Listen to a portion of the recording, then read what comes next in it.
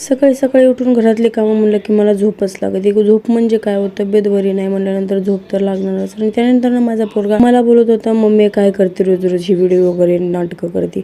म्हणलं तू नाचतो कशाला. तो मला परेशान वेगळा करत होता. त्याला गप्पा मारत चपात्या लाटून घेतल्या. खूप साऱ्या चपात्या होत्या. 5-7 माणसाचं जेवण वगैरे बनवायचं होतं आणि एवढी तब्येत बरी नाही तरी बी जेवण वगैरे बनवलं. आणि माझा पोरगा म्हणतो मला कंटाळा आला मोबाईल हातात धरायचा. म्हणलं मोबाईल हातात धरून उभा राहा, आम्ही कशी चपात्या लाटते ते बघत शिकलाच पाहिजे. सणपुऱ्या विधीने आमच्या गणेश आगमनाची तयारी झालेली आणि विधीनुसार व्यवस्थित आम्ही गणपती बाप्पांची स्थापना वगैरे केली. किती सुंदर छानशी बघा. आणि नंतर मग मोदक वगैरे बनवायला घेतले. संध्याकाळी माझ्या शेजारच्या ताईंना सुद्धा बोलवलेलं मोदक बनवायला मदत करायला. माझी बहीण होती तर सगळ्यांनी मिळून मोदक वगैरे बनवला. आणि त्यानंतर संध्याकाळच्या आरतीची तयारी केली. खूप सारे जण जमलेले. लेट झालेला, मला मोदक वगैरे बनवायचे होते. त्यानंतर मग आरती वगैरे करून घेतली. सगळ्यांना प्रसाद वगैरे वाटला. आणि मोदकचं बघा ना किती सगळ्यांना परफेक्ट एवढा गडबडीत बनवले. एकच घाणा बनवलेला. त्यानंतर सगळ्यांना मोदक बरोबर पुरले. चला तर आजचा दिवस असा होता. व्हिडिओ आवडल्यास लाईक शेअर सबस्क्राईब करायला विसरू नका. भेटूया अशाच एका नवीन व्हिडिओमध्ये. तोपर्यंत बाय बाय.